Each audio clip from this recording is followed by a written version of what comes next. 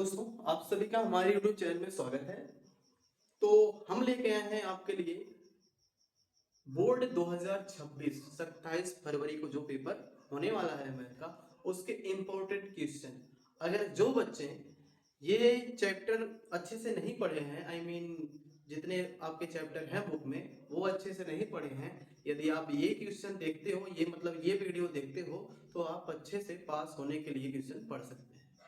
ठीक, तो जैसे इसमें क्या दे रखा है कि क्या √5 प्लस √7 और इंटू √5 माइनस √7 एक परिमेय संख्या है। अब परिमेय संख्या पूछ रखा है। अच्छा, परिमेय संख्या पहले क्या करेंगे, उसको पता करेंगे, इन दोनों को क्या करेंगे, सिंपल करेंगे। अब सिंपल कैसे करते हैं लिखेंगे।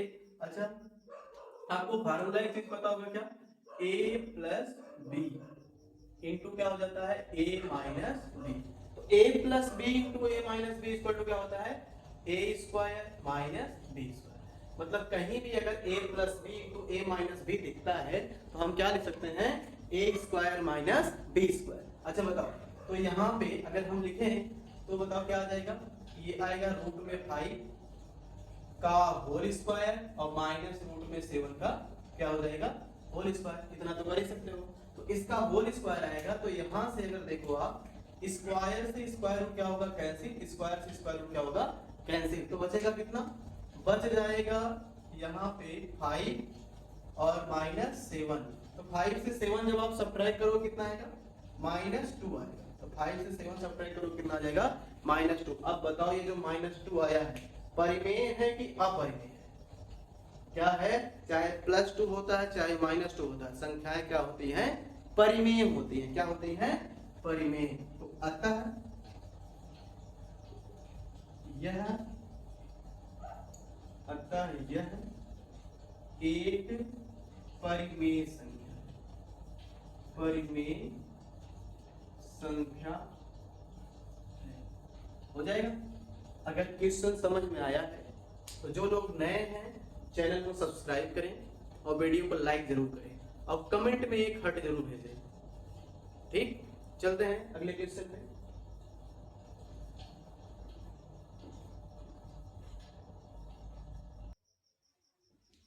अब देखिएगा ये क्वेश्चन क्या बोल रखा है कि दिखाइए कि, क्या बोला गया है, दिखाइए कि 5 माइनस √3 एक अपरिमेय संख्या है। 5 माइनस √3 जो है वो क्या है, अपरिमेय संख्या है। ये क्वेश्चन आपसे पूछा जाएगा 2 से 4 नंबर में, इसलिए क्वेश्चन ध्यान से देखिए, एकदम सिंपल है। बस आपको क्वेश्चन को अटेम्प्ट जरूर करना है, ये नहीं कि छोड़ दे, नहीं आ रहा है, लिखना जरूर है। जो दिया है पहले उसी के आप विपरीत मान लो। मान लेना क्या, माना 5 माइनस √3 एक परिमेय संख्या। क्या है, एक परिमेय संख्या है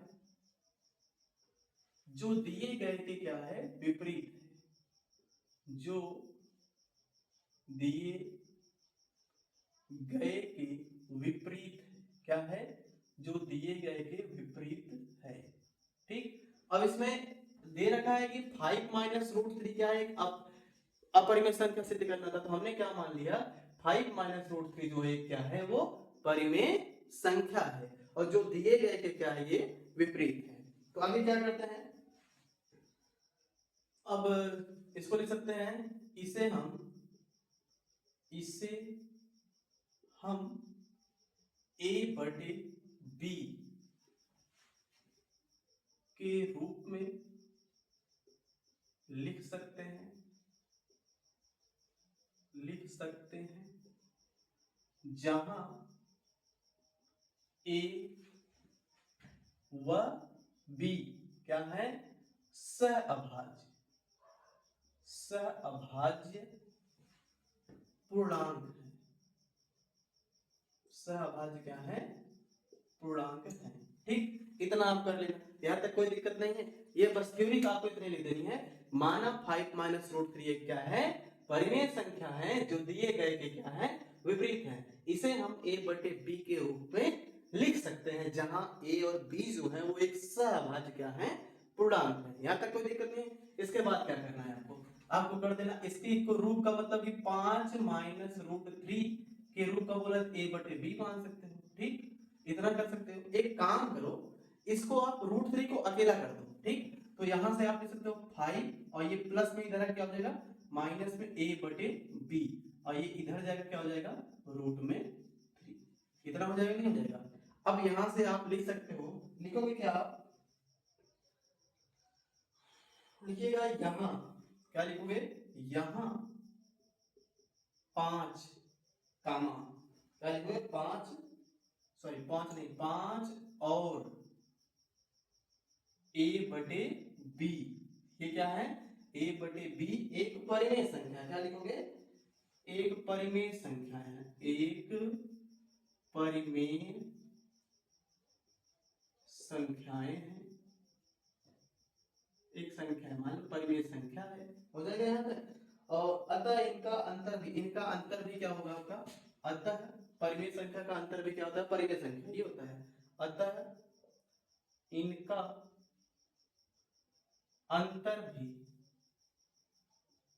क्या होगा, परिमेय संख्या होगा। अतः इनका अंतर भी परिमेय संख्या ही होगा, परिमेय संख्या होगा, ठीक। यहां तक कर ही सकते हो। यानी अगर परिमेय संख्या है तो उसका अंतर भी आप निकालोगे, क्या आएगा, परिमेय संख्या है। वैसे अगर अपरिमेय संख्या है, अगर अपरिमेय संख्या का भी आप अंतर निकालोगे तो वो क्या आएगा, अपरिमेय संख्या ही आएगा, ठीक। आगे चलते हैं, इसमें क्या लिखेंगे अब, यहां पे लिखेंगे, आगे लिखेंगे, परंतु यहां पे लिखेंगे √3 एक परिमेय संख्या, क्या है, परिमेय संख्या है, संख्या है, लेकिन इस तथ्य के विरोधाभास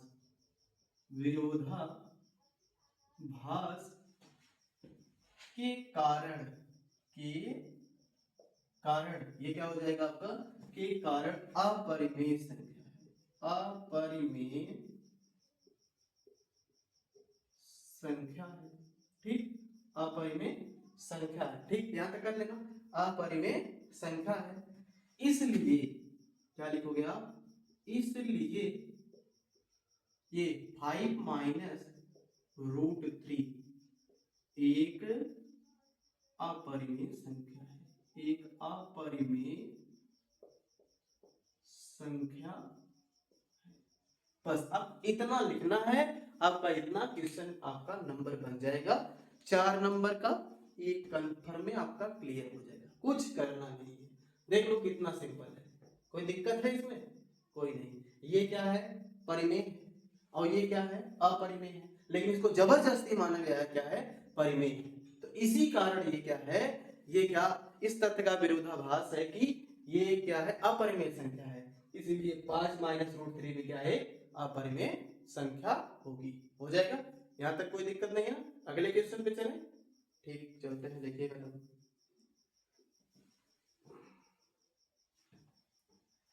तीसरा क्वेश्चन है, देखिए जितने क्वेश्चन है सारे क्वेश्चन इंपॉर्टेंट है। यदि आपने इसके पहले कुछ पढ़ा नहीं है तो ये वीडियो आप देखेंगे, आराम से पास होने के लिए मार्क्स दिखला सकते हैं।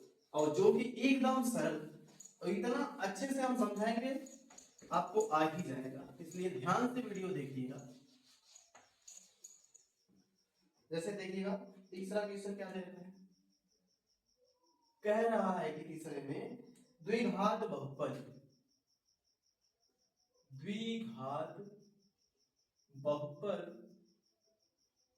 x² + 7x + 12 के शून्य ज्ञात कीजिए, के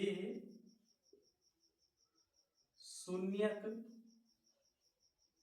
ज्ञात कीजिए और इसके संबंध के सत्यता की जांच कीजिए, संबंध के सत्यता की जांच कीजिए। ये, ठीक। तो ये क्वेश्चन मैंने पिछले लेक्चर में बता रखा है, तो अगर जो लोग वो लेक्चर नहीं देखे हैं एक बार जाके फिर से वो लेक्चर देख ले, पिछला वाला बहुपद के इंपॉर्टेंट क्वेश्चन, ठीक। तो सेम क्वेश्चन उसी में से है, और ये क्वेश्चन आपसे 4 नंबर का पूछा जाता है। क्या बोल रखा है कि द्विघात बहुपद x square plus 7x plus 12 के शून्य ज्ञात कीजिए और इसके संबंध के सत्यता की जांच कीजिए। देखो करना क्या है, लिखेंगे क्या सॉल्व में, पहले क्या जो दिया है उसे देखो, बहुपद क्या दिया था एक्स स्क्वायर प्लस क्या है 7x और प्लस है 12। तो आपको करना क्या है, सबसे पहले x square plus 7x plus 12 का क्या कर देना है गुणनखंड, यानी 12 का आप गुणनखंड करो, योग आए कितना 7। तो देखो फार्मूला आपको तो गुणनखंड तो आता ही होगा, यानी 4x हो जाएगा और प्लस 3x और प्लस कितना हो जाएगा 12 बराबर कितना हो जाएगा 0। तो 4 तिहाई 12 और 4 में 3 जोड़ोगे आप कितना आएगा 7x, ठीक। तो अगर हम इसे सॉल्व करें तो लिख सकते हैं x square plus 4x plus 3x और प्लस कितना हो जाएगा 12 बराबर 0। तो यहाँ से इन दोनों में x कॉमन हो जाएगा, तो x प्लस कितना बच जाएगा 4, इसमें से प्लस 3 कॉमन होगा तो x प्लस कितना बच जाएगा 4 बराबर क्या हो जाएगा 0। तो दोनों में क्या कॉमन है, x प्लस 4 कॉमन है और बच जाएगा क्या x प्लस 3 और इक्वल क्या हो जाएगा 0, ये हो जाएगा। तो यहाँ से x प्लस 4 बराबर कर देना आपको 0 और x प्लस 3 कर देना है 0। एक x का मान आ जाएगा -4 और दूसरा x का जो मान आएगा वो कितना हो जाएगा -3, ठीक। इतना आने के बाद अब इसी को आप शून्यक फाइंड करना है, तो शून्यक में देखो शून्यक क्या माने जाते हैं अल्फा, अल्फा बराबर कितना हो जाएगा -4, ठीक, और बीटा बराबर कितना हो जाएगा -3, यहां तक तो हो ही जाएगा, ठीक। अल्फा बराबर -4 और बीटा बराबर क्या हो जाएगा -3। अब क्या करना है, संबंध के सत्यता की जांच करनी है। अगला स्टेप है संबंध के सत्यता की जांच। अब संबंध के सत्यता की जांच करनी है तो क्या करते हैं भैया, देखिएगा लिखेंगे पहले शून्यकों का योग, शून्यकों का योग। अब शून्यकों का योग होता क्या है, ये होता है अल्फा और प्लस क्या होता है बीटा इक्वल टू -b/a, ठीक। तो यहां से अगर आप देखो एक चीज निकालोगे, b का मतलब क्या होता है x का गुणांक, a का मतलब x स्क्वायर का गुणांक, a बराबर अच्छा x स्क्वायर का गुणांक क्या होगा यहाँ पे 1 होगा, जहां कुछ नहीं वहां पे 1 होता है, तो a बराबर कितना हो जाएगा हमारा 1 हो जाएगा। b का मतलब होता है x का गुणांक, x का गुणांक यानी x का गुणांक यहाँ पे देखो कितना x का गुणांक है 7, यानी b का मान कितना हो जाएगा 7 हो जाएगा ना। और c का मतलब होता है अचर पद, यानी c बराबर कितना हो जाएगा 12। तो ये हो गया हमारा क्या c, ये c है ये b है ये क्या है a, ठीक। तो हमने वैल्यू सारे फाइंड कर रखे हैं, बस हमें यहाँ पे वैल्यू को पुट करने हैं। अल्फा का मान देखो कितना है -4 है और प्लस बीटा का मान कितना है -3 है बराबर -b/a, माइनस और b का मान कितना निकाल रखे हमने 7। अच्छा a का मान कितना है, a का मान 1 है, तो देखो -4 और प्लस माइनस क्या हो जाएगा -3 और बराबर 1 का भाग -7 -7 आ जाएगा, तो ये भी ऐड होगा तो -7 इक्वल टू क्या आ जाएगा -7। और ये क्वेश्चन मैंने कई बार बता रखा, आप सोच लो कितना इंपॉर्टेंट क्वेश्चन है ये, ठीक। अगला क्वेश्चन, अगला क्या निकालना हमें, शून्यकों का गुणनफल, शून्यकों का गुणनफल।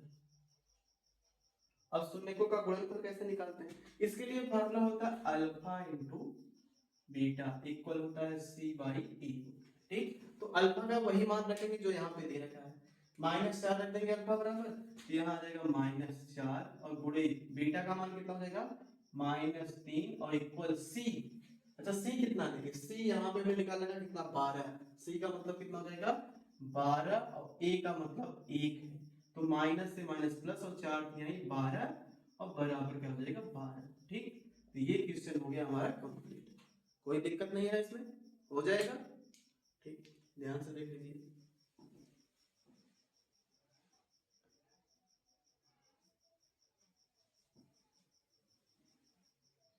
चलिए अगले क्वेश्चन पे चलते हैं।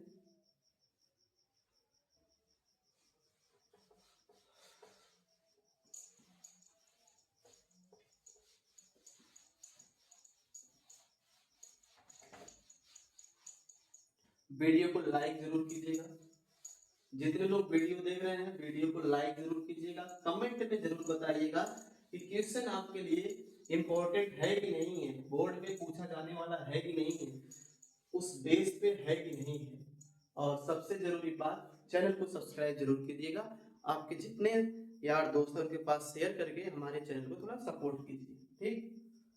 देखिएगा अगला क्वेश्चन है चौथा। चौथा क्या बोल रहा है, कह रहा है कि दो संख्याओं का अंतर, क्या बोला गया है, दो संख्याओं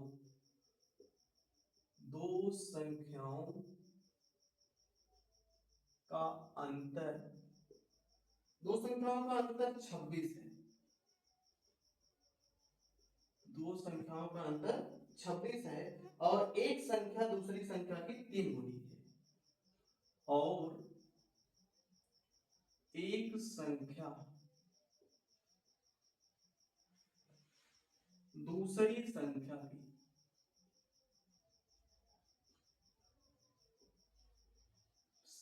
की 3 गुनी है। एक संख्या दूसरी संख्या की 3 गुनी है। संख्याएं ज्ञात कीजिए। संख्याएं ज्ञात कीजिए।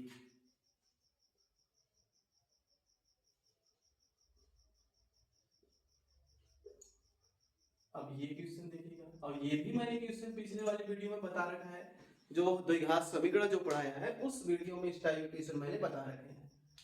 क्या बोल रखा है कि दो संख्याओं का अंतर क्या है, दो संख्याओं का अंतर 26 है और एक संख्या जो है दूसरी संख्या की 3 गुनी है, तो संख्याएं ज्ञात कीजिए। तो देखो जो पूछ रखा है पहले आप उसे मानो, क्या पूछा गया है, संख्याएं ज्ञात कीजिए। कितनी संख्या है, दो संख्या, तो आप माना एक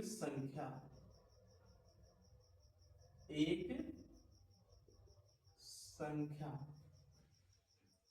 बराबर x तथा दूसरी संख्या बराबर y, ठीक। तो एक संख्या हमने x मान ली और दूसरी संख्या क्या मान ली, y। अब प्रश्नानुसार देखिए क्या बोल रखा है, प्रथम प्रश्नानुसार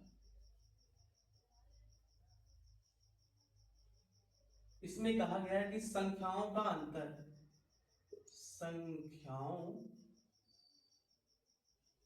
का अंतर बराबर कितना दे रखा है, 26 है। यहाँ पे एक कंडीशन है, ध्यान रखना, इसमें जो x है वो क्या है, y से बड़ा है। तो जब अंतर बोलता है तो बड़े में से छोटे को घटाते हैं, ठीक। तो यहाँ पे हमने x को बड़ा मान रखा है, तो यहाँ पे बड़े में से छोटा यानी x में से y को घटाएंगे तो x माइनस वाई इक्वल कितना आ जाएगा, 24, और ये बन जाएगा समीकरण हमारा एक। क्या बन जाएगा, समीकरण एक। यहाँ तक कोई दिक्कत तो होगी नहीं। एक संख्या x मानी, दूसरी संख्या क्या मानी, y। अब बोल रखा है संख्याओं का अंतर जो है वो कितना है, 24 है, तो x minus y equal to कितना जाएगा, 24 हो जाएगा। तो अगला क्वेश्चन देखिएगा, सॉरी अगला प्रश्न क्या बोल रहा है, एक संख्या, द्वितीय प्रश्नानुसार देखिएगा, द्वितीय प्रश्नानुसार वॉइस क्लियर है ना, बता दीजिएगा। अब द्वितीय प्रश्नानुसार क्या बोल रहा है, एक संख्या यानी एक संख्या, क्या बोल रखा है कि एक संख्या बराबर लिखेंगे दूसरी संख्या की, यानी दूसरी संख्या की कितनी है, 3 गुनी। 3 गुनी का मतलब दूसरी संख्या में हम क्या कर देंगे, 3 का गुणा कर देंगे। क्या बोल रखा है कि एक संख्या जो है दूसरी संख्या की 3 गुनी है ना, एक संख्या दूसरी संख्या की 3 गुनी है। अच्छा बताओ, एक संख्या बोले तो x हो जाएगा, और बराबर 3 और दूसरी संख्या क्या हो जाएगी, y, यानी x बराबर क्या निकल कर जाएगा, 3y, और ये हो जाएगा हमारा समीकरण 2। ये किसमें रखते हैं, इस जो समीकरण 2 बना है इसको हम समीकरण 1 में रख देते हैं, समीकरण 1 में रखने पर। अब समीकरण 1 दे रखा है क्या, x माइनस वाई इक्वल 24 है, तो जहां x है आप रख देंगे वहां पे 3y और ये माइनस वाई इक्वल हो जाएगा 24। तो 3y से y सब्ट्रैक्ट करेंगे तो 2y आएगा और इक्वल टू 24 हो जाएगा। तो यहां से क्या करते हैं 2 1 जा 2 और 2 12 जा 24, अर्थात कहने का मतलब y का जो वैल्यू निकल के आएगा y इक्वल क्या आ जाएगा 12। और ये मान ले जाकर कहाँ रख देंगे समीकरण समीकरण 2 में रखने पर, समीकरण 2 में रखने पर। और समीकरण 2 क्या दे रखा है, समीकरण 2 दे रखा है कि x इक्वल टू क्या है 3y, कितना है x इक्वल टू 3y। तो यहाँ पे लिखेंगे x equal to 3 multiply y का मान कितना हो जाएगा 12, यानी x बराबर कितना जाएगा 12 यानी 36 आ जाएगा। देखो जो 36 है वो y का 3 गुना है कि नहीं, 36 यानी पहली संख्या दूसरी संख्या के 3 गुने नहीं, 3 का गुणा करोगे 12 में तब जाके 36 के बराबर होगा। यानी एक संख्या जो है दूसरी संख्या की 3 गुनी हो जाएगी। अब आप लिख सकते हो अतः, क्या लिखोगे अतः संख्या, अतः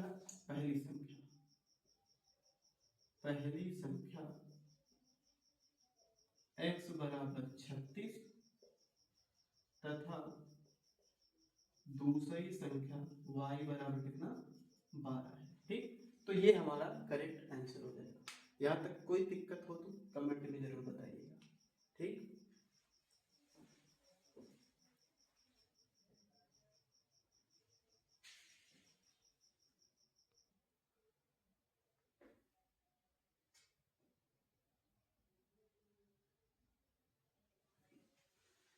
इसमें कहा गया है 2 अंकों की एक संख्या, क्या बोल रखा है कि 2 अंकों की एक संख्या, 2 अंकों की एक संख्या के अंकों का योग कितना है 9 है। 2 अंकों की एक संख्या के अंकों का योग 9 है। यदि संख्या के अंकों को परस्पर बदलने से बनी संख्या दी गई संख्या से कितना है 27 अधिक हो तो संख्या ज्ञात कीजिए। देखो सिंपल क्वेश्चन है। देखो दो संख्याएं होती हैं उसमें जो संख्या के अंक बनते हैं एक इकाई होता है और एक क्या होता है दहाई होता है। तो हम उसमें एक संख्या को x मानते हैं, एक अंक को दूसरे को y मानते हैं। देखिएगा साल में क्या हो जाएगा इसका साल में, देखिएगा मान लेते हैं क्या माना संख्या का इकाई है क्या है दहाई वैल्यू मान लो, माना संख्या का दहाई अंक कितना हो जाएगा दहाई अंक x है तथा संख्या का इकाई अंक y। ठीक, अब तब संख्या क्या बन जाएगी हमारी, तब संख्या बराबर, देखो दहाई का मतलब 10 होता है 10x हो जाएगा और प्लस क्या हो जाएगा y। दहाई का मतलब 10 तो 10x प्लस क्या हो जाएगा y हो जाएगा। ठीक, तो हमारी एक संख्या क्या बन जाएगी 10x प्लस y। अब बोल रहा है कि संख्या के अंकों का योग 9 है। प्रथम प्रश्नानुसार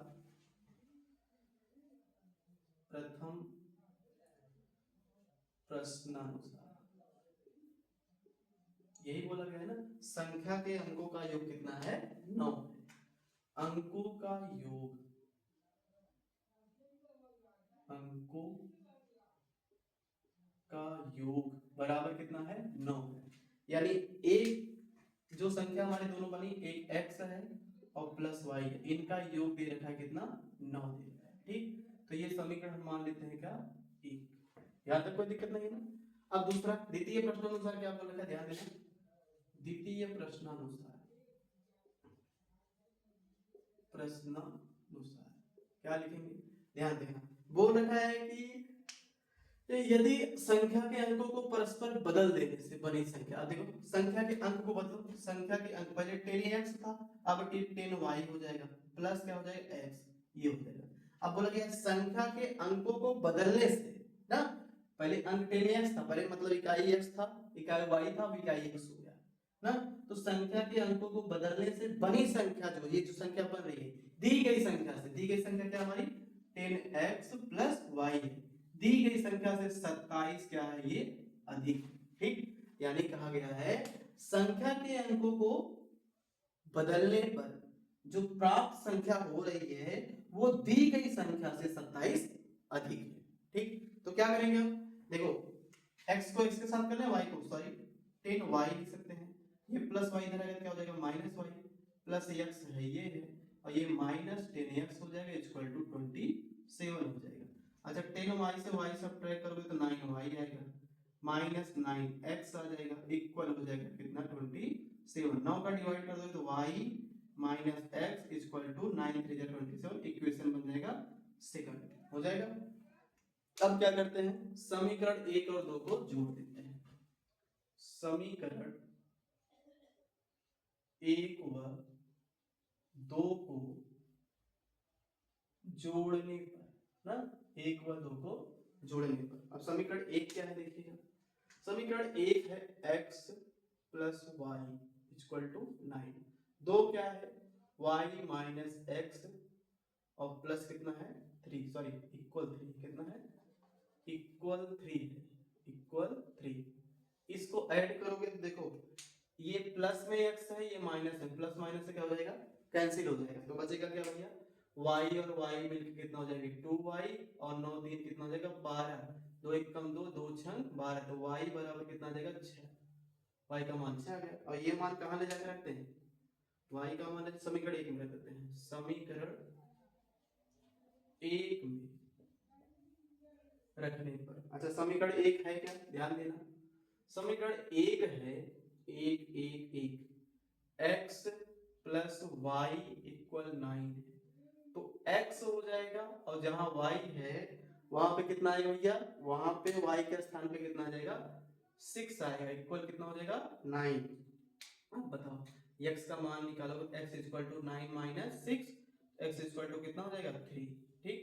ये x और y के मान निकल आए। अब क्या पूछ रखा है, संख्या क्या होगी, तो हम लिखेंगे अतः संख्या, अतः संख्या बराबर क्या था 10x प्लस y था, तो मान रख देते हैं, करना क्या है यहां लिखेंगे 10 मल्टीप्लाई x के स्थान पे 3 और प्लस y के स्थान पे कितना 6, तो बताओ ये आ जाएगा 10 तिहाई 30 और प्लस 6 बराबर कितना आ जाएगा 36, तो हमारी संख्या क्या हो जाएगी 36। तो यहाँ तक तो कोई दिक्कत होनी नहीं चाहिए। ये क्वेश्चन आपसे पूछा जाता है 4 नंबर में, 6 नंबर में कभी पूछ लिया जाता है, तो सोचो कितना सिंपल है, कर लोगे ना, ठीक। कोई दिक्कत तो आपको होनी नहीं चाहिए,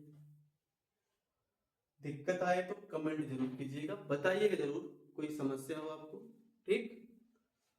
अगले क्वेश्चन पे चलते हैं, वीडियो को लाइक जरूर कीजिएगा, शेयर जरूर कीजिएगा, ठीक। अगले क्वेश्चन चलते हैं,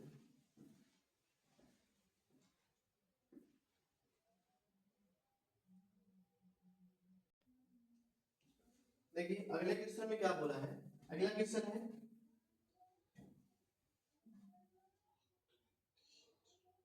छठवां क्वेश्चन, देखिएगा छठवें में कह रहा है कि यदि किसी समांतर श्रेणी के, क्या बोला गया है, यदि किसी समांतर श्रेणी की ना, यदि किसी समांतर श्रेणी के प्रथम 8 पदों का योग, प्रथम 8 पदों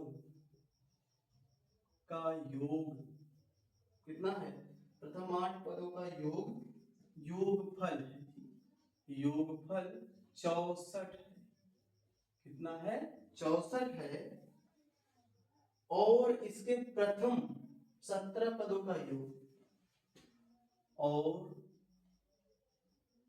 इसके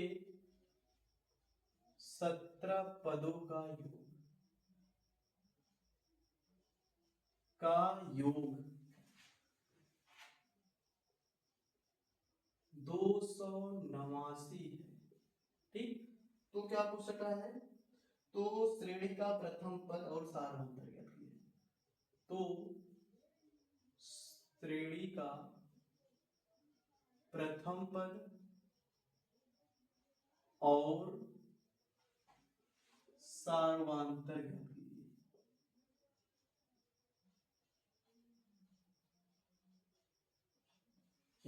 ठीक, अब ये दे रखा है, यदि किसी समांतर श्रेणी के प्रथम 8 पदों का योगफल 64 है और इसके प्रथम 17 पदों का योग कितना है 289 है, तो श्रेणी का प्रथम और सार्वंतर ज्ञात कीजिए। देखो क्वेश्चन एकदम सिंपल है और ये क्वेश्चन आपसे 4 से 6 नंबर में पूछे जाते हैं। जितने क्वेश्चन अभी बताएगा सारे क्वेश्चन इंपॉर्टेंट हैं, एक भी क्वेश्चन को इग्नोर मत कीजिएगा। चले कैसे सॉल्व करते हैं। यदि किसी समांतर श्रेणी के प्रथम 8 पदों का योग, 8 पदों का योग मतलब समझते हो, 8 पदों का यस 8 और ये दे रखा कितना 64 दे रखा है, ठीक। और 17 पदों का योग मतलब S17 मतलब क्या हो जाएगा 289 हो जाएगा। ये हो गया। क्या पूछ रखा है कि प्रथम पद यानी ए बराबर पूछ रखा है, और क्या पूछ रखा है सार्वंतर डी पूछ रखा है, ठीक। यानी 8 पदों का योग 64 है, 17 पदों का योग 289 है। अब बोल रखा है ए और डी फाइंड कीजिए।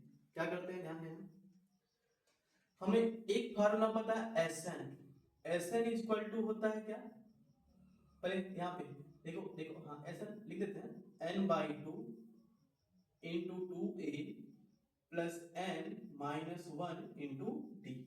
ये होता है समांतर श्रेणी के n पदों का योगफल, ठीक। तो यहां से जहां n है वहां पे कितना दे रखा है भैया 8 दे रखा है। n के स्थान पे क्या रख देंगे हम 8 और बटे 2 हो जाएगा। जहां जहां n है यानी कि हम वहां 8 रख देंगे, ठीक, इंटू टी। ठीक, कहां से रखा गया 8, क्योंकि जहां देखो n दिया है वहां पे 8 दे रखा है, तो n बराबर कितना हो गया 8। जहां जहां n था हमने 8 पुट कर दिया। अब यस 8 बराबर 64 दे रखा है, तो यहाँ 64 हो जाएगा बराबर 2 और 4 कितना हो जाएगा 8 और यहाँ 2 आ जाएगा और a और प्लस 8 में से घटेगा 7, ये हो जाएगा d हो जाएगा। अगर हम 4 का भाग करें 64 में तो 4 एकम 4 और 4 16 में 64, यानी कहने का मतलब क्या निकल जाएगा हमारा 16 इक्वल 2a प्लस 7d, या फिर आप बोल सकते हो 2a प्लस 7d इक्वल कितना जाएगा 60। ये समीकरण हमारा बन जाएगा क्या 1। यहाँ तक कोई दिक्कत तो होगी नहीं। जैसे ये किया उसी प्रकार सेम ये है। अब क्या करते हैं, S17 दे रखा है, कितना दे रखा है कि S17, यानी कि अब यहाँ पे हम लिखेंगे कितना S17 इक्वल टू n के स्थान पे कितना जाएगा 17/2 और बटे 2a और प्लस जहां n है वहां 17 माइनस 1 इंटू टी। इतना तो कर सकते हैं। जहां 17 या 17 वहां पे रखते हैं 289, ठीक। अब बराबर यहाँ 17/2 कर देंगे और ये 2a और प्लस 17 में से घटेगा 16 d आ जाएगा। हो जाएगा नहीं हो जाएगा। अब और एक चीज जरा ध्यान दो इसमें, अगर हम 17 से 17 एकम 17 और 17 17 ये कितना होता है 289, यही होता है ना। तो यहाँ पे क्या बच जाएगा भैया 17 और यहाँ 1 और बटे 2 और गुणे, इसमें देखो 2 कॉमन भी है, 2 कॉमन लेंगे तो वैसे कॉमन लेने की कोई आवश्यकता नहीं, छोड़ो कॉमन मतलब, ठीक। तो ये आ जाएगा कितना 2a और प्लस कितना जाएगा 16d आ जाएगा। 2 का प्लस 17 में करोगे 34 आएगा और बराबर 2a और प्लस 16d, घुमा दो 2a plus 16d equal to 34। Equation बन गया सेकंड, हो जाएगा। अब क्या करना है, समीकरण 1 में से 2 को घटा दो, घटा दें। यहीं पे देखो देख लेते हैं, समीकरण 1 में से 2 को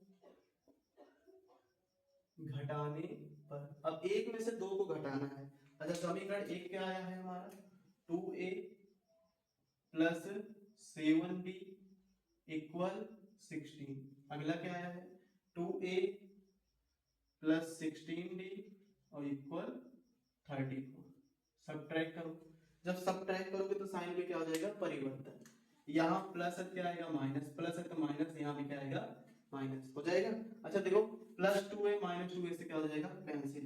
अगर हम 16 में 7 घटाएंगे तो 9 डी आएगा वो भी माइनस में। 34 में से 16 घटाएंगे कितना आएगा 14 में से 6 गया 8 1 बचा वो भी किसमें आएगा माइनस में। तो माइनस से माइनस क्या हो जाएगा कैंसिल।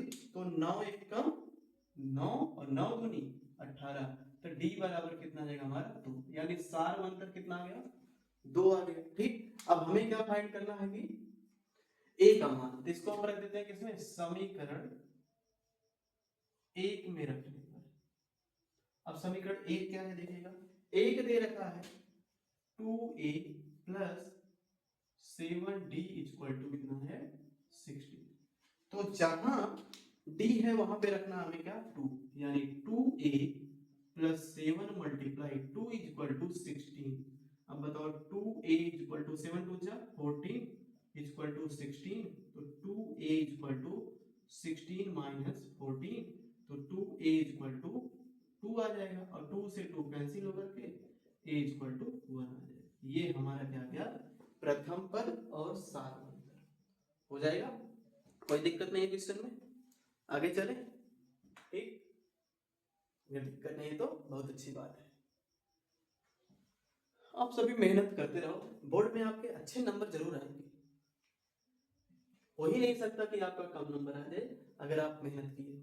ठीक तो मेहनत करते रहो नंबर तो अच्छे से अच्छे आने ही हैं। अगले क्वेश्चन में चलते हैं।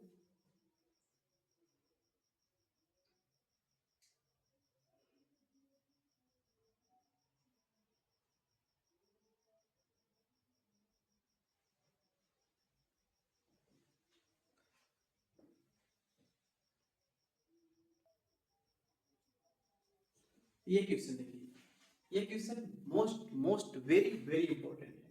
कह रहा है कि चित्र में एक त्रिभुज ABC है। ठीक चित्र में एक त्रिभुज जो है वो क्या है ABC बोल रहा है कि BC आधार जो है BC के समांतर एक रेखाखंड क्या है PQ खींचा गया है। यदि PQ जो है वो PQ रेशियो BC = 1:3 हो तो AP और PB का अनुपात ज्ञात कीजिए। तो AP और PB का अनुपात पूछ रहा है। देखो एकदम सिंपल क्वेश्चन है करना है ध्यान से देखिएगा। साल में जो दिया उसे आप ले लो। क्या दे रखा है कि एक त्रिभुज है क्या एक त्रिभुज ABC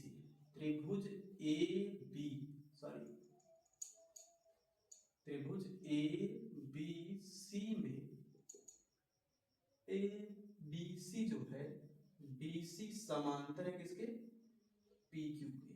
ठीक और क्या दे रखा है PQ रेशियो BC और ये इक्वल दे रखा है 1:3 दे रखा है। ठीक तो पूछ रखा है कि AP रेशियो PB का अनुपात क्या होगा ये पूछ रखा है। ठीक अच्छा PQ क्या है हमारा ये है PQ कितना दे रखा है 1 दे रखा है और BC कितना दे रखा है 3 दे रखा है।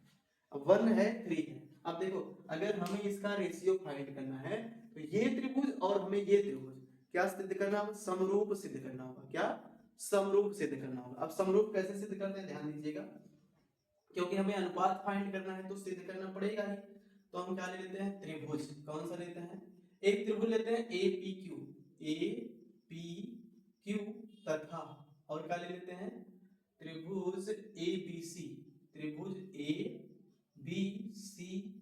ठीक अगर इसमें आप ध्यान से देखो तो क्वेश्चन में कुछ बोल रखा है। क्या बोल रखा है कह रहा है कि BC जो है वो समांतर है किसके PQ के।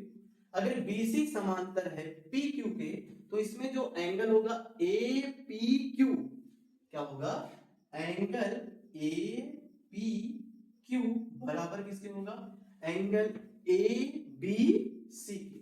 किसके होगा एंगल ABC के। यानी कि समांतर रेखाओं के संगत कोण क्या होते हैं बराबर होते हैं। यहाँ पे आप लिख सकते हो यहाँ पे लिख लो संगत कोण क्या हो जाएगा संगत कोण यानी समांतर रेखाओं के संगत कोण बराबर होते हैं। अच्छा अगर ये वाला एंगल जो है ये वाला इसके बराबर है तो ये वाला भी तो इसके बराबर होगा ना। तो क्या लिख सकते हैं angle AQP Q P equal angle क्या आ जाएगा ए सी बी।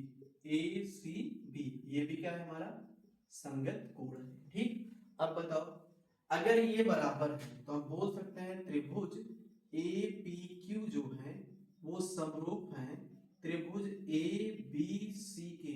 रीजन दे सकते हो side side sorry angle angle क्या लिखोगे आप एंगल एंगल समरूपता का समरूपता से।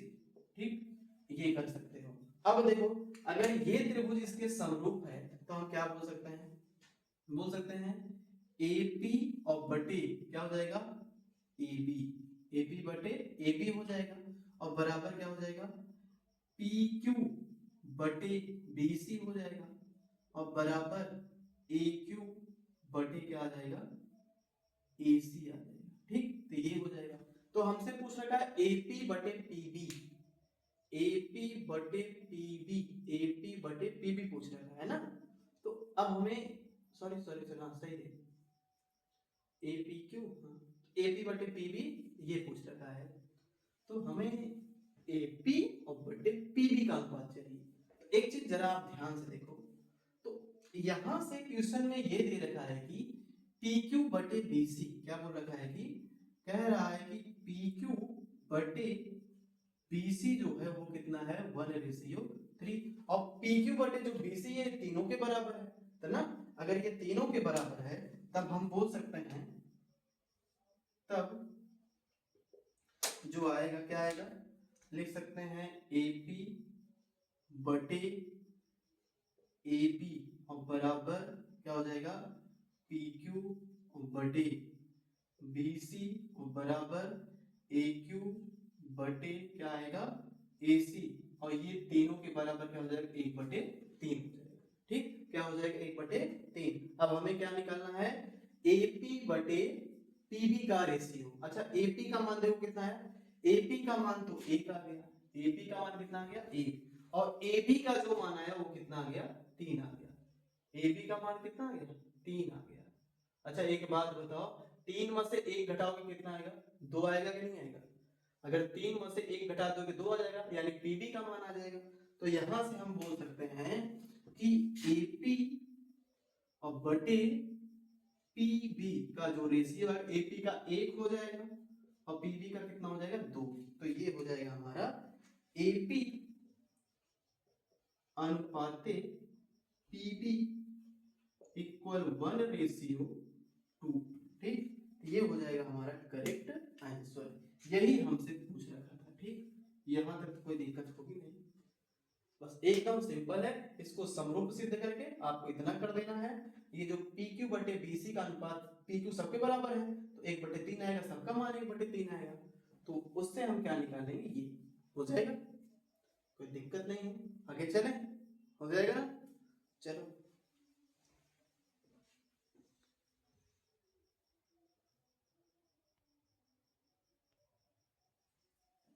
अब देखिए ये क्वेश्चन है। अब ये बोल रहा है यदि कोसेक A = 2 तो 1/tan A और प्लस sin A बटे 1 प्लस cos A का मान पूछा है। ये भी क्वेश्चन एकदम सिंपल है। देखिए क्या करेंगे, जो दे रखा पहले उसे हम देख लेते हैं। क्या दे रखा है कोसेक A, क्या दिया है कोसेक A = 2 दे रखा है। ठीक, कोसेक A = 2 दे रखा है। अब हमको एक बात बताओ कोसेक A में अब बताओ कोसेक थीटा में 2 किसका मान होता है कोसेक 60 का मान होता है। किसका कोसेक 60 का होता है नहीं कोसेक 30 का मान होता है। कोसेक 30 का मान क्या होता है 2 होता है। ठीक, अच्छा बताओ कोसेक से कोसेक कैंसिल हो जाएगा क्या बचेगा A = आएगा कितना 30 डिग्री। A का मान तो निकल आया। अब हमें किसका मान पूछ रखा था, पूछ रखा है कि यहाँ पे कोई दिक्कत नहीं कोसेक A = 2 दे रखा है। अब कोसेक A में 2 किसका मान होता है कोसेक 30 का मान होता है। तो कोसेक से कोसेक कैंसिल तो A बराबर कितना आ गया 30 आ गया।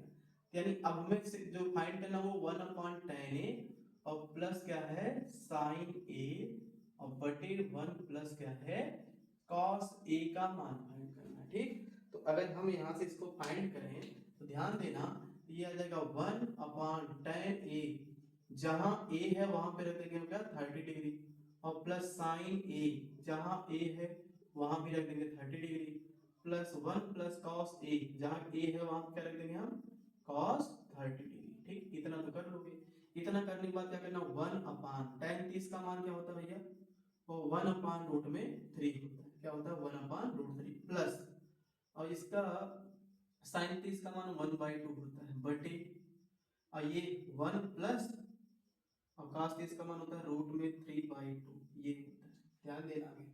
अब क्या करना है, इसे सॉल्व करेंगे तो देखिए क्या आएगा, ये रूट 3 ऊपर जाएगा तो यानी इक्वल में आ जाएगा रूट में 3 और प्लस ये 1/2 को एज इट इज रखना अपान 2 1 जा 2, यानी 2 प्लस कितना आ जाएगा भैया रूट 3, और बाई कितना आ जाएगा 2, हो जाएगा ना। अब देखो यहाँ से 2 से 2 क्या हो जाएगा हमारा कैंसिल हो जाएगा, जब कैंसिल हो जाएगा तो आएगा रूट में 3 और प्लस ऊपर 1, नीचे कितना 2 प्लस रूट में 3, इतना आ जाएगा।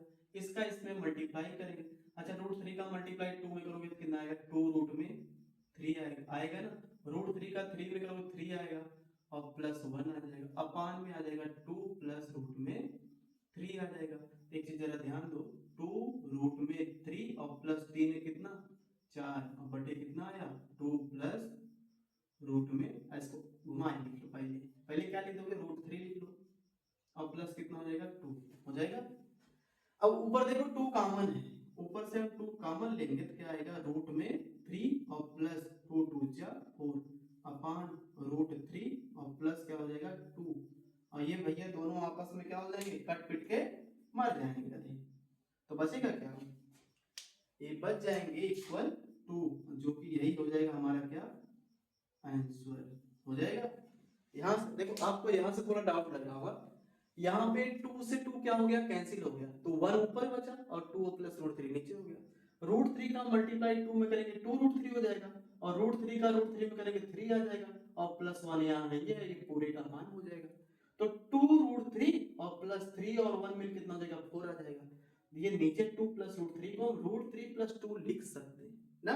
अब 2 दोनों में कॉमन हो गया तो रूट 3 प्लस 2 बचा, तो रूट 3 प्लस 2 से रूट 3 प्लस 2 कैंसिल, तो बचा क्या 2, हो जाएगा ना, है ना सिंपल, है ना। आगे देखते हैं, अगला है देखिएगा,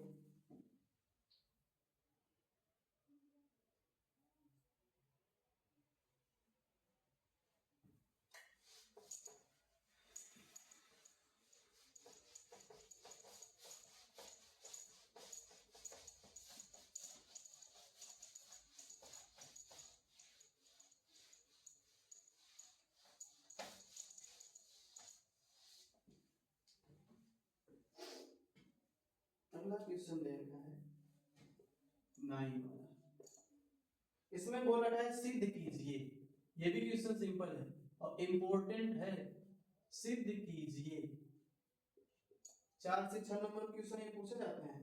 ये क्या दे रखा है cos a plus sec a का होल स्क्वायर और प्लस फिर दे रखा है कि साइन ए, और ये क्वेश्चन मैंने त्रिकोणमिति वाले लेक्चर में बता रखा है, साइन ए और प्लस कोसेक ए इक्वल इसका होल स्क्वायर इक्वल टू, हमें प्रूव करना है कि 7 प्लस tan स्क्वायर ए और प्लस cot स्क्वायर ए। देखो अब सोचो, ये क्वेश्चन मैंने बताने के बाद दोबारा क्यों बता रहा हूँ, इसलिए बता रहे हैं क्योंकि ये क्वेश्चन हमारे लिए इंपॉर्टेंट है, आपके लिए इंपॉर्टेंट है, इसलिए बता रहे हैं, आप कहीं कंफ्यूज मत हो, अगर आ जाए तो तुरंत पटक के उसको तोड़ दो। ठीक, क्या करेंगे देखिएगा, लेफ्ट हैंड साइड आपको ले लेना है, लेफ्ट हैंड साइड क्या दे रखा है cos ए प्लस sec ए का होल स्क्वायर और प्लस sin ए और प्लस क्या है cosec ए का होल स्क्वायर। ठीक, अब क्या करते हैं a प्लस b का फार्मूला सबको पता है, उसी पे भैया ब्रेक कर दो इनको, cos स्क्वायर a आ जाएगा a स्क्वायर और प्लस b का मतलब sec स्क्वायर है और प्लस क्या हो जाएगा 2 cos a into sec a plus, अब साइन का करोगे क्या आ जाएगा साइन स्क्वायर ए और प्लस क्या हो जाएगा कोसेक स्क्वायर ए, और प्लस इसको आप लिख क्या सकते हो भैया 2 sine A into cosec A. ठीक हो जाएगा। अब एक चीज जरा ध्यान दो, साइन को साथ में करते हैं साइन स्क्वायर ए और प्लस क्या हो जाएगा कॉस स्क्वायर ए। ठीक, और ये प्लस सेक स्क्वायर को ऐसे रखने दो सेक स्क्वायर, और ये प्लस 2 इंटू, अगर देखो हमारी तरह आप जानकार रहोगे ध्यान से, अगर आपको पता होगा फार्मूला जानकार होगे तो आप तुरंत क्या करोगे 2 मल्टीप्लाई 1 कर दोगे। ठीक, आप 2 मल्टीप्लाई 1 कर दोगे, जब आपको पता ही नहीं कहां से 1 आया तब क्या करोगे बताओ। इसलिए टैलेंटेड बनो, तो हर चीज को गहराई से सीखो। ये चीजें आपको बताई गई है चैप्टर के स्टार्टिंग में। cos a into sec a का मान 1 होता है, क्या होता है 1 होता है। अब हमारी तरह अगर आप जानकार होते तुरंत 1 लिख देते, लेकिन अभी भी आपको कंफ्यूजन हो कैसे 1 होता है। देखो मैं बताता हूँ, अगर कहीं cos a into sec a दे रखा है तो आप इसे क्या लिख सकते हो बताओ, चाहे cos को तोड़ दो चाहे sec को, तो sec को लिख सकते हो क्या ना, मतलब 1 अपॉन cos a बोल सकते हो कि नहीं। अब cos से cos क्या हो जाएंगे भैया कैंसिल, तो बचेगा क्या 1 ही बचेगा ना, क्या बचेगा 1, यानी cos a into sec a का स्थान पे कितना आ जाएगा 1 हो जाएगा। अब प्लस ये या बचा भैया कोसेक स्क्वायर यहाँ बचा है, देखो ये इसको ऐसे रहने दो प्लस 2। अब बताओ अगर जानकार होगे तो इसको क्या लिख सकते हो आप, क्या लिखोगे आप, अगर जानकार होगे तो इसको 1 लिखोगे इसकी तरह। अब कहोगे सर कैसे आया, कैसे 1 होगा, करेंगे क्या देखिएगा, लिख देंगे साइन इंटू कॉसेक ए, यही होगा ना, और जो कि हम अच्छी तरह से पढ़ चुके हैं sine A multiply cosec A का मान 1 होता है। रीजन क्या है, कोसेक को हम बोल सकते हैं क्या साइन ए, बोल सकते हैं नहीं, साइन से साइन कैंसिल तो कितना आ जाएगा भैया 1 आ जाएगा, तो इसके स्थान पे भी वैल्यू कितना आ जाएगा 1। तो यहाँ तक कोई दिक्कत तो होगी नहीं, हो जाएगी ना। आगे चले देखिएगा, ऐसे बन रहे हैं आप हमारे वीडियो में, हम अच्छे से अच्छे आपको समझाने का प्रयास करेंगे देखिएगा।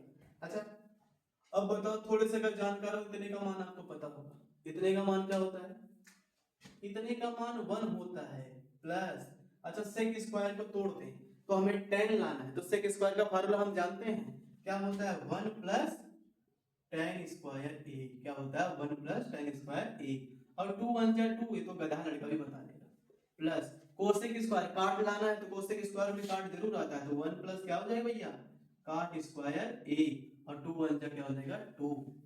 चलो अभी आप कंफ्यूज हो रहोगे, रुको हम मान लेते हैं। देखो ध्यान देना, अगर कहीं भी आपको सेक स्क्वायर ए दिख जाए, ठीक, चूंकि सेक स्क्वायर ए दिख जाए तो आप लिख देना वहां पे 1 प्लस tan स्क्वायर ए। अगर कहीं आपको कॉसेक स्क्वायर दिख जाता है तो आप वहां पे काट की आवश्यकता है, तो क्या लिख सकते हो, क्या लिख सकते हो 1 प्लस कॉट स्क्वायर ए, हो जाएगा। ये फार्मूले आपको याद रखने हैं भैया, वैसे याद तो होंगे ही लेकिन याद रखने अगर नहीं याद है तो।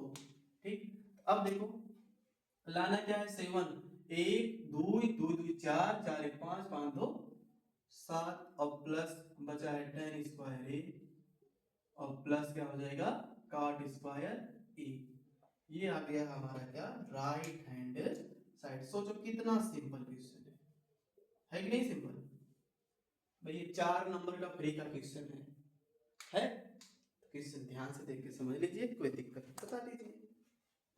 आगे चले एक क्वेश्चन और बताते हैं, बाकी मिलते हैं नेक्स्ट वीडियो में, क्योंकि हो गई है ज्यादा टाइम, बजने वाले हैं इस समय 9। तो एक क्वेश्चन और आप देख लो।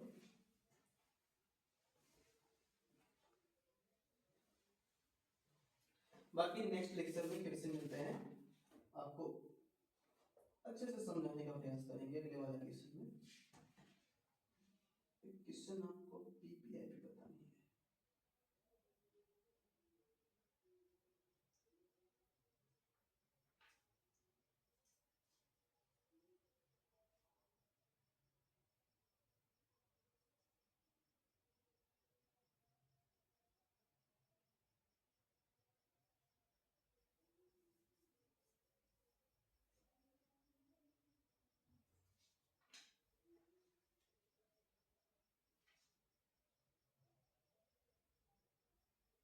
चलो एक क्वेश्चन है, बता देते हैं, इंपॉर्टेंट है वो भी।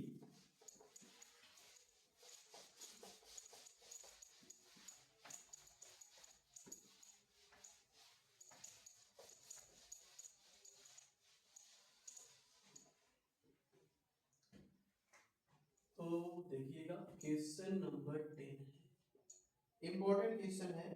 कह रहा है कि उस बिंदु के निर्देशांक ज्ञात कीजिए। उस बिंदु के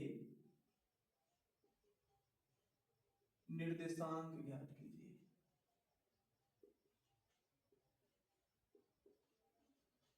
ज्ञात कीजिए ना, जो बिंदुओं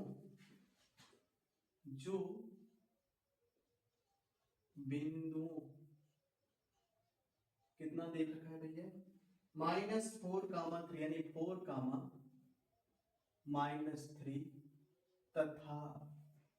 तथा है 8,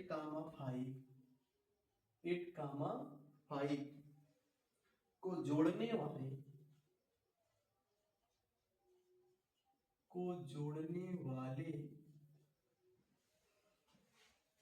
रेखाखंड को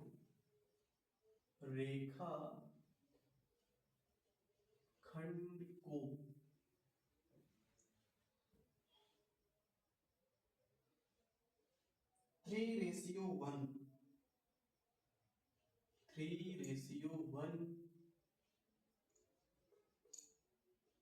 के अनुपात में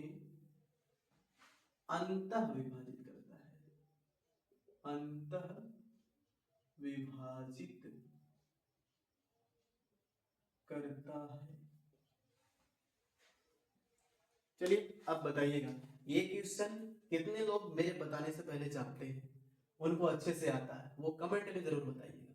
बाकी हम तो बता ही रहे हैं जिसको नहीं आ रहा है, अगर जिसको आ रहा है वो कमेंट में बताइएगा सर मुझे ये पहले से आता था। ठीक, देखिएगा अगर आता तो बहुत अच्छी बात है। जो दे रखा है उसे आप लिख लो। क्या दे रखा है? दे रखा है कि उस बिंदु के निर्देशांक ज्ञात कीजिए ना, उस बिंदु के निर्देशांक ज्ञात कीजिए। मान लेना, माना वह बिंदु P x कामा क्या है, y। माना वह बिंदु P x कामा y है।